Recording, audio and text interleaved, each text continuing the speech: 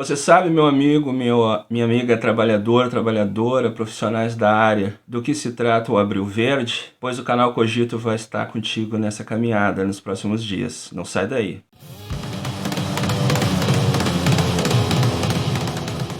Pois bem, o Abril Verde é uma busca já desde 2013, lá, nascido com os colegas técnicos de segurança do trabalho do Sinteste da Paraíba, na busca de identificar, assim como são identificados o Outubro Rosa e Novembro Azul por conta da prevenção ao câncer de mama no outubro e a prevenção ao câncer de próstata em novembro, estabeleceu o Abril Verde como uma data da saúde, da prevenção, da promoção na sociedade, junto à sociedade, da saúde e segurança do trabalho e a sua importância, né, nas nossas vidas. Devido ao Dia Mundial da Saúde ser no dia 7 de abril, em alusão à criação da Organização Mundial da Saúde, e dia 28 de abril, o Dia Mundial da Segurança e Saúde no Trabalho, se busca, e muitos municípios e alguns estados já votaram leis aprovando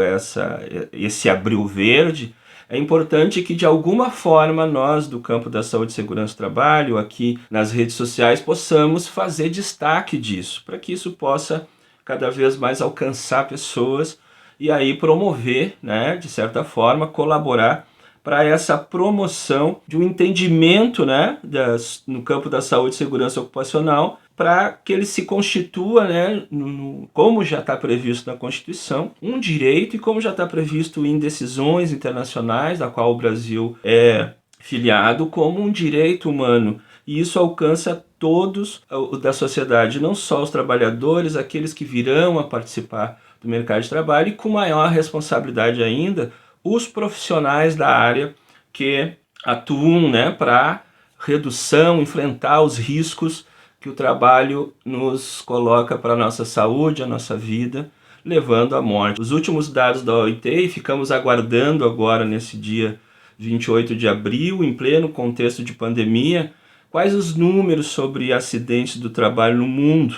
Os últimos dados falam em 2.780.000, 2.800.000 mortes no mundo em decorrência de acidentes e doenças do trabalho, especialmente em decorrência de doenças relacionadas ao trabalho. Já tratamos disso num outro vídeo aqui no nosso canal Cogito. Então você está com Gerson Rocha e vamos hoje tratar de um primeiro assunto. Nosso objetivo, espero poder cumprir, é que até o dia 28 nós possamos ter todos os dias alguma coisa sobre a segurança do trabalho. Ou será uma notícia, a leitura de um artigo, onde eu vou fazer o que chamam hoje nas redes de uma reação, ou seja, vou fazer comentários sobre algumas passagens, vou apresentar algum material didático aqui, uma formação, alguma coisa, e no dia 28, que é o Dia Mundial da Segurança e Saúde no Trabalho, eu pretendo deixar com vocês uma aula sobre mapa de riscos, uma mini aula que eu entendo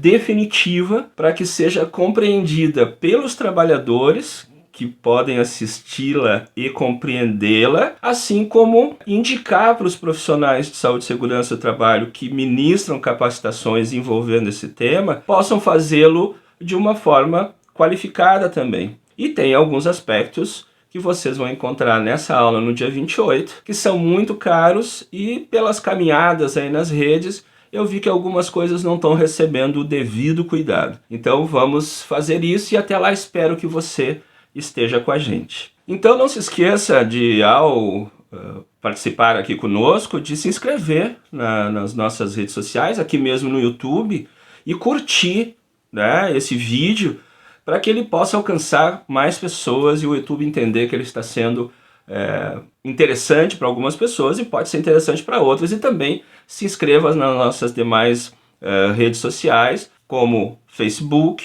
como o Spotify, que esse vídeo também estará na forma de podcast, no Spotify e no Google Podcast, assim como no Instagram, que estamos iniciando algumas coisas lá, tudo relacionado ao Cogito Podcast, e aqui na descrição desse vídeo e nos demais vídeos você vai encontrar os links para os demais canais do nosso canal Cogito. Então vamos lá, eu trago hoje para vocês esse primeiro dia, 14 de abril de 2021, Um tema que, baseado num artigo da União Europeia, da Agência Europeia para a Saúde e Segurança do Trabalho, e também uma notícia recente desse mês de abril de 2021, que fala sobre a saúde mental. Então, esse artigo da Agência Europeia fala dos riscos psicossociais e estresse no trabalho. Esse é um tema cada vez mais importante e ele foge um tanto daquela visão tecnicista, legalista, de elaboração de programas com base nos riscos ocupacionais conhecidos e recentemente atualizados, né, na nova NR1, Disposições Gerais e Gerenciamento de Riscos Ocupacionais. E esse tema que fica lá escondidinho nos riscos ergonômicos, outras situações causadoras de estresse físico ou psíquico, já há algum tempo merece uma atenção muito maior dos profissionais de saúde e segurança do trabalho para buscar mais explicações, mais formação para isso. Então eu trago isso para vocês hoje, no nosso primeiro dia, desses 15 dias até o dia 28 de abril próximo, Dia Mundial da Saúde e Segurança no Trabalho. Bom, riscos psicossociais. Esse é um artigo da Agência Europeia, traduzido, então a gente vai fazer algumas pausinhas, mas acompanhe comigo, é bem interessante. Bom, riscos psicossociais e estresse no trabalho. Os riscos psicossociais e o estresse relacionados com o trabalho são das questões que maiores desafios apresentam em matéria de segurança e saúde no trabalho. Tem um impacto significativo na saúde das pessoas, nas organizações e nas economias nacionais. Cerca de metade dos trabalhadores europeus considera o estresse uma situação comum no local de trabalho, que contribui com cerca de 50% dos dias de trabalho perdidos, vejam só. À semelhança de muitas outras questões relacionadas com a saúde mental, o estresse é frequentemente objeto de incompreensão e estigmatização.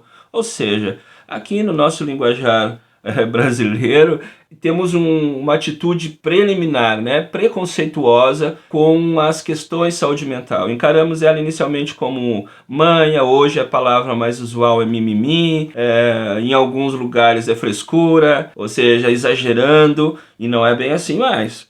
Então essa estigmatização desse tema passa por esse preconceito. Quando a gente não conhece algo, não valoriza algo, a gente faz assim mesmo, não é verdade?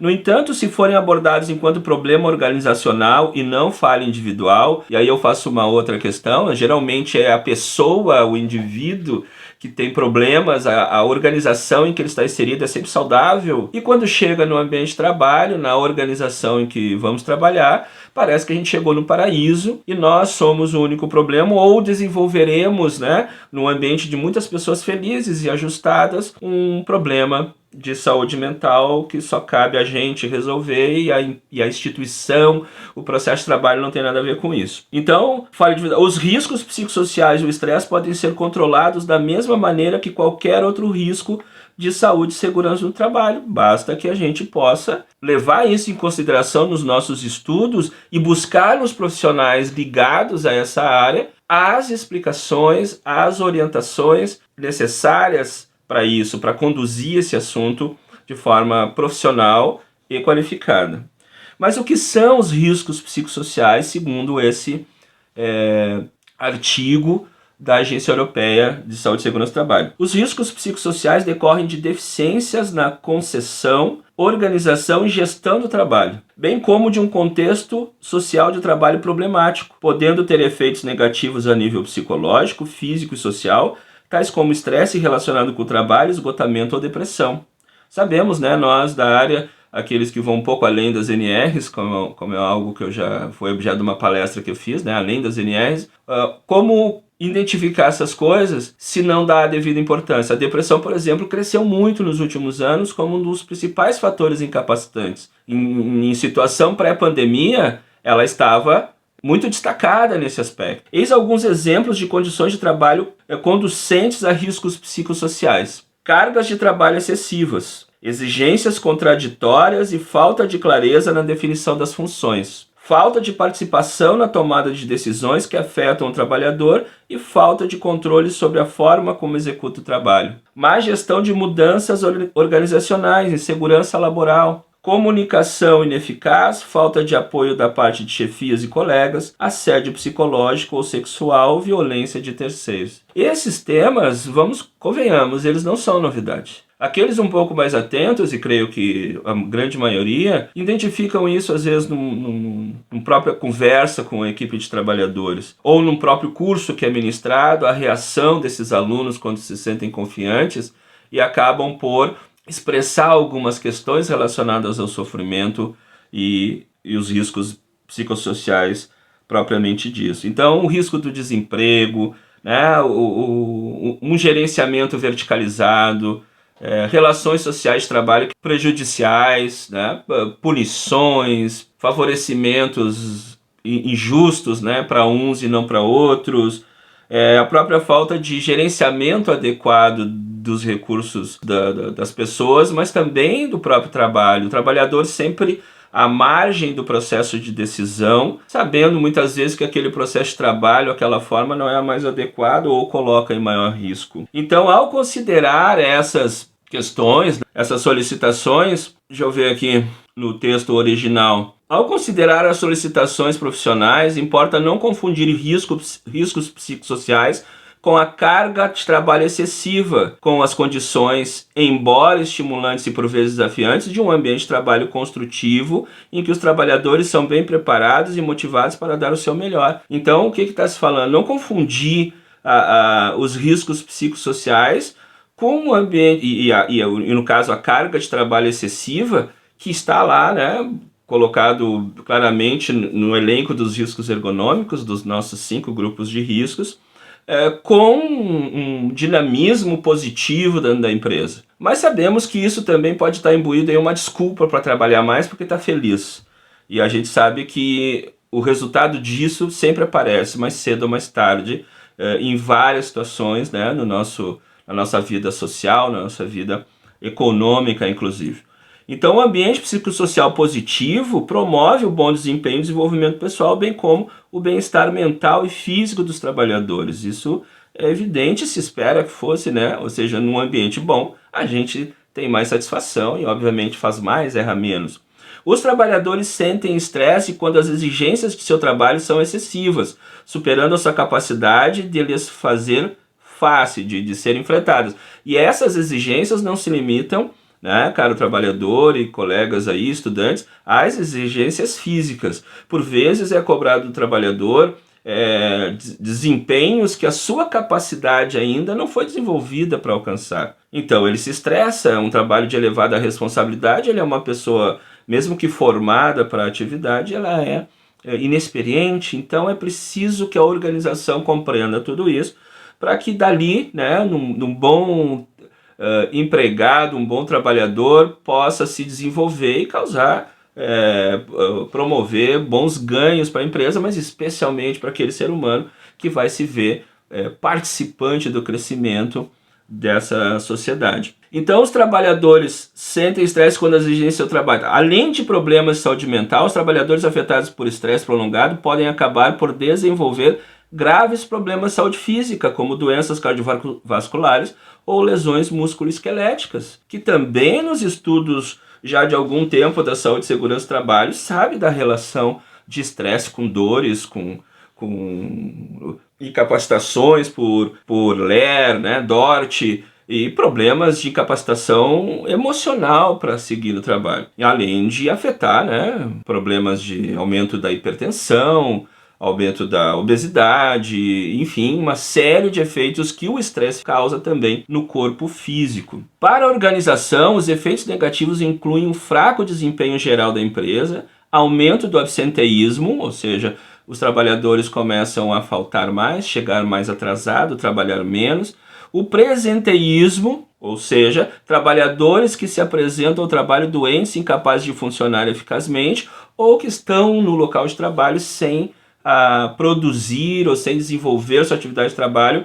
conforme é esperado. Então, o presenteísmo quer dizer também estar no local de trabalho, cumprir seu horário, mas o desempenho está muito abaixo porque ele está doente, ele está com problemas, no nosso caso aqui, de saúde mental devido aos riscos psicossociais que enfrenta. Os períodos de absenteísmo tendem a ser mais longos do que os decorrentes de outras causas e o estresse relacionado com o trabalho pode contribuir para um aumento da taxa de reforma antecipada. Ou seja, na tradução para o português, né, de Portugal seria aposentadoria precoce, ou seja, incapacitação para o trabalho mais cedo do que se espera, né, nos cálculos previdenciários. E essa pessoa acaba sendo um custo daqueles, né, que são indesejados para qualquer sistema, né, nesse sentido da previdência e seguradoras e tal. Os custos estimados para as empresas e para a sociedade são significativos e chegam aos milhões de euros a nível nacional. Então, trazendo para o Brasil, procurar pesquisas nesse campo aqui, mas a gente sabe que os custos dos acidentes de trabalho no Brasil são enormes e um tanto escondidos da sociedade que gosta mais de falar de violência urbana, e tá certo que fale de violência no trânsito, tá certo que fale agora Covid, e tá certo que fale, mas omitir os acidentes e doenças do trabalho e os custos disso para a sociedade já não tem mais justificativa. Então, qual a dimensão desse problema? Uma sondagem de opinião, né, na Europa demonstra que cerca de metade dos trabalhadores considera comum o estresse no trabalho no seu local de trabalho. As causas mais referidas para o estresse relacionado com o trabalho são a reorganização ou a insegurança laboral, as jornadas longas ou a carga de trabalho excessiva, bem como o assédio à violência no trabalho. Então são aspectos bem conhecidos e que a gente também já deveria dar maior valor nos nossos estudos. E aqui eu já deixo uma pergunta para ti. Já não é a hora de termos um sexto risco ocupacional? Né? Será que a visão da engenharia de segurança do trabalho, da medicina do trabalho, na tradição do risco, doença, risco, ela vai continuar muito tempo ainda?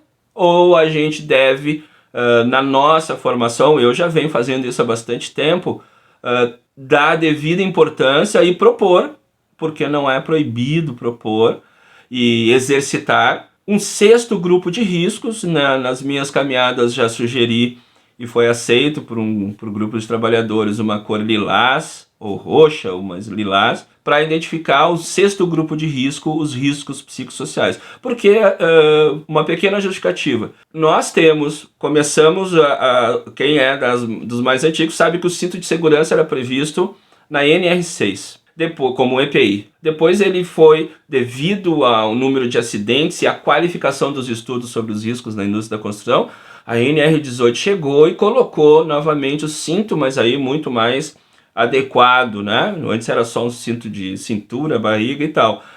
Não foi suficiente, teve a NR de trabalho em altura. Então o processo de aprofundamento dos estudos nos leva a colocar lupas em algumas coisas que estavam ali no geral, mas que agora precisam de mais atenção, que é o caso dos riscos ergonômicos, situações causadoras de estresse físicos ou psíquicos, mas já vemos muitos artigos científicos, inclusive esse internacional que eu trago para ti, falando dos riscos psicossociais e o estresse emocional. Então, no meu entendimento, e deixo aqui a proposta, já é hora do sexto risco, grupo de riscos ocupacionais, que seriam os riscos psicossociais. Então, considera-se que uma abordagem preventiva, integrada e sistemática da gestão dos riscos psicossociais será o mais eficaz, obviamente. Prevenção também nesse campo. Então, na Europa, né, se explora as formas de perseguir, né, de identificar esses riscos e gerenciar esses riscos psicossociais nas empresas, identificando os principais agentes, obstáculos e necessidades de apoio. O inquérito mostra que os riscos psicossociais são mais complexos e difíceis de gerir do que os riscos habituais de saúde e segurança do trabalho. Parece evidente. É necessário sensibilizar e criar ferramentas simples e práticas que facilitem a gestão da violência, do assédio e do estresse relacionados com o trabalho. Então, o que o artigo quer dizer? É um artigo originado de estudiosos da Inglaterra, né? E coloca a necessidade de criar metodologias para identificar. Para isso, já podemos entender que serão necessários mais profissionais no SESM, que a gestão de pessoas nas instituições públicas e privadas terá que se qualificar mais para levar isso com a seriedade que já deveria estar sendo levado. Como prevenir e gerenciar os riscos psicossociais? Então, com a abordagem correta, os riscos psicossociais e o estresse relacionado com o trabalho podem ser prevenidos e geridos com sucesso, independente da dimensão ou tipo de empresa. Nesse sentido, podem ser tratados da mesma forma lógica e sistemática que os outros riscos de saúde e segurança no local de trabalho. Ou seja, reconhecimento, antecipação, reconhecimento, definir, né, o grau de risco, tendo em vista a situação, e propor as medidas preventivas necessárias. Não se precisa ficar inventando rodas toda hora para dizer que aquelas coisas são novidades e tudo. Um bom método que pode ser, sim, qualificado de as coisas é o primeiro caminho a ser tomado. A gestão do estresse constitui não só uma obrigação moral e um bom investimento para as entidades empregadoras, as instituições públicas, destaco sempre aqui, como também um imperativo legal. Ou seja, isso tem que se tornar, no nosso país, inclusive, a partir desse artigo que estamos aqui abordando, uma questão claramente legal e não mais um interesse, uma proposta.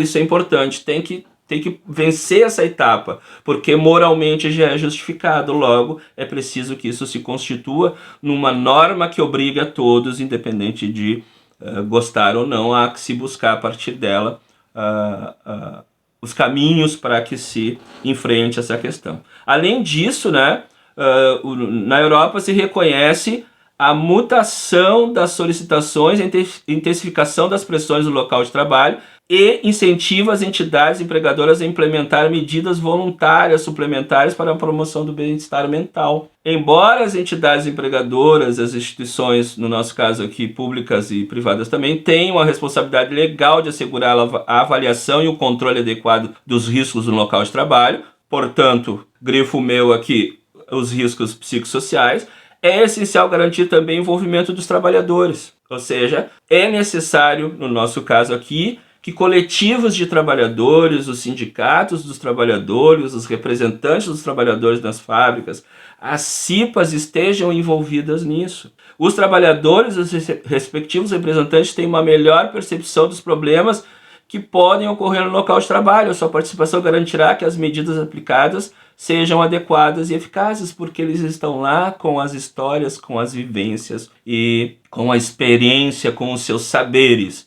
Então, fazer isso de cima para baixo, como muitas vezes a saúde e segurança do trabalho é feita, né, de forma tecnicista, está aqui um bom relatório, cumpra-se. Imagina, nós temos normas há milhares de anos e continuam as pessoas morrendo, matando, descumprindo essas normas. Há que se fazer algo mais. Então esse foi o artigo da Agência Europeia sobre riscos psicossociais que eu trouxe para vocês com comentários. E hoje, ainda nesse dia, seguiremos, né, estamos aqui para mais uma abordagem sobre isso, devido à atualidade do tema. Ou seja, que fica dentro do campo dos riscos psicossociais. Isso eu trago para vocês das notícias da ONU, né, em língua portuguesa, onde agora no dia 12 de abril se publicou: OIT, Organização Internacional do Trabalho, governos devem fazer mais para proteger a saúde mental de trabalhadores da saúde. Ou seja, nós precisamos não só agradecer esses profissionais, não só aplaudi-los, homenageá-los e tal, mas cuidar da sua saúde mental. E as instituições e nós, quando cumprimos as regras de distanciamento, de uso de máscaras, de higienização, de só sair se for necessário, fazemos de certa forma isso. Quando a gente se aglomera, quando a gente não respeita essas regras e gera uma demanda excessiva, nós estamos também desrespeitando esses profissionais. É uma situação muito especial que vivemos de pandemia, então é necessário que tenhamos atitudes e posições especiais. Aplausos fazem bem, mas quando tu tá lá com um doente na frente que está à morte, tem uma relação com a sua família e tem a sua família que você está afastado, é bem diferente, precisa-se bem mais do que isso no meu entendimento. Mas fazer coisas boas é sempre bom, mas é preciso fazer mais, não se iludir com elas. Então os trabalhadores, né, uma foto lá da Síria, os trabalhadores de saúde têm papel fundamental em assegurar o bem-estar para a população. Então diz assim a notícia: profissionais na linha de frente da resposta à pandemia há mais de um ano são afetados em seu bem-estar físico e psicológico após vivenciarem grande quantidade de morte, sofrimento, riscos de infecção e até episódios de violência e estigmas. Vamos ver aqui na tela do computador. A Organização Internacional do Trabalho, a OIT, alerta para as consequências arrasadoras da crise de saúde global sobre os funcionários do setor em mais de um ano de pandemia. Os funcionários do setor de saúde, os trabalhadores da saúde que estão atendendo as vítimas de Covid, e parece que as demais demandas desapareceram, elas continuam como sempre foram: AVCs, problemas, acidentes, né, politraumatismo, e o próprio tratamento continuado de doenças como câncer continuam demandando atendimento nos lugares de saúde, nos hospitais. No vídeo divulgado em sua própria página na internet, a OIT ressalta que os governos precisam centralizar o bem-estar dos trabalhadores de saúde e cuidados médicos em qualquer política de resposta à pandemia. Ou seja, só demandar trabalho para eles sem as condições adequadas, sem equipes multiprofissionais de atendimento às questões de saúde mental, né, políticas de revezamento, enfim, precisam ser estimuladas pelo governo. E no nosso país, isso não está sendo feito. O governo não vem capitaneando ações de promoção nessa época de pandemia. Pelo contrário, não podemos nos furtar, quem é profissional de saúde e segurança do trabalho, a fazer uma crítica especial e contundente ao governo atual, de que não toma frente como exemplo de como a sociedade deve se comportar numa época de pandemia. Claramente faz o contrário, o que já é de interesse mundial sobre se os números que temos no Brasil já não são frutos desse tipo de posicionamento completamente anticientífico. Na linha de frente das operações de socorro e salvamento dos pacientes, eles estão no centro da pandemia desde o início. E com a chegada das vacinas, são os agentes de saúde, mais uma vez, que assumem o protagonismo das ações para conter o novo coronavírus. Para a OIT, uma nova pandemia emergiu após um ano de crise global, com a piora das condições de saúde mental das pessoas que atuam nesse setor, assim como uma deterioração do seu bem-estar. E isso, até aqui, né, nessa leitura, não se viu ainda a repercussão disso nas suas famílias. Estamos ainda imaginando esse trabalhador lá no local de trabalho. Jornadas longas. A especialista em saúde da OIT, Cristiane Vyskov, lembrou que com a pandemia, muitos cuidadores e trabalhadores de saúde passam a ter jornadas mais longas e mais pesadas. Segundo ela, a insuficiência de tempo para descanso e recuperação resulta na fadiga crônica. Os agentes de saúde também trabalham sob pressão psicológica e com medo de contrair a Covid-19 e contaminarem seus familiares e entes queridos. Parece óbvio, mas é o que realmente é reconhecido internacionalmente, preste atenção. A agência da ONU informou que o número de incidentes como assédio moral e violência a trabalhadores da saúde aumentou desde o início da pandemia, assim como casos de estigmatização e discriminação. Vimos notícias absurdas de profissionais da saúde serem hostilizados no transporte coletivo. Porque é um portador do vírus, vai me contaminar, essa pessoa está indo lá para tratar pessoas doentes. Então é necessário mais, né? É necessário bem mais. Depressão. Olha só, mais um caso de saúde mental no trabalho. As pressões sobre os profissionais por causa da Covid-19 têm levado a casos de insônia, ansiedade, depressão, estresse pós-traumático e até o suicídio. Sabemos que, tirando o suicídio, que seria, no caso, o limite, né, insuperável, antes disso, o quanto essa condição promove que esse trabalhador cometa mais erros no atendimento das pessoas. Isso não estou falando de culpa dessas pessoas. Essa condição instável emocional leva a isso, na frente de uma máquina, numa sala de aula. Então não seria com esses seres humanos que essas condições não os afetariam. Então também por esse aspecto, por esse interesse, é necessário ações concretas de cuidados da saúde mental desses trabalhadores. Com a pressão mental, muitos agentes de saúde começaram a faltar ao trabalho, baixar a performance e até mesmo a pedirem demissão por não conseguirem responder aos novos fardos da pandemia. São pesos muito grandes. A OIT lembra que condições adequadas de trabalho na área da saúde fortalecem a resiliência do setor, ou seja, a capacidade de se manter mesmo diante das dificuldades, atendendo com qualidade. Com isso, houve uma demanda maior sobre a escassez que já existia de profissionais de saúde em várias partes do mundo. A agência afirma que políticas de apoio para prevenir o estresse sobre os agentes de saúde e outros cuidados de médicos devem ser parte integral das respostas de governos à pandemia. Então, fica claro que não é só garantir EPIs, né? Não é só ter luva, ter máscara e etc. Vai muito além a prevenção, a promoção da saúde e segurança do trabalho para enfrentar os riscos psicossociais e estresse no trabalho, em especial esses no atendimento de saúde. Então, nesse primeiro encontro em alusão, né, ao Dia Mundial da Saúde que passou, e esses 15 dias espero poder trazer aqui 5 minutos, 2 minutos, 1 hora de alguma questão relacionada à saúde e segurança do trabalho, para que no dia 28 vocês possam encontrar uma formação, né, que eu convido vocês a assistirem e criticarem, sobre mapa de riscos com alguns detalhes que sempre tratei como fundamentais e que às vezes não vejo em destaque em algumas outras iniciativas. Então é uma forma de colaborar. Então não se esqueça de se inscrever no canal, de dar o clique, de curtir, compartilhar esse vídeo e até o próximo encontro. Um abraço.